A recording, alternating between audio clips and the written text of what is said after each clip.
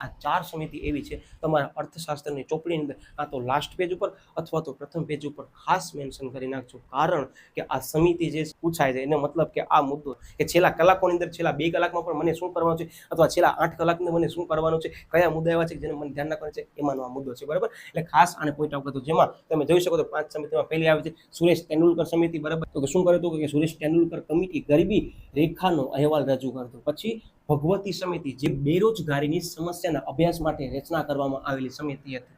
Okay. પછી રાજકૃષ્ણ સમિતિ જે અત્યારે તમે જોવો છો કે શું છે, એને બેરોજગારીના માપદંડો રજૂ કર્યા છે. પછી વેંકટરામન સમિતિ જેણે યાંત્રિકીકરણનો વિરોધ કર્યો હતો. હવે યાંત્રિકીકરણનો વિરોધ 2 જણાએ કર્યો હતો, યાદ રાખજો પ્રશ્ન પૂછાય તો.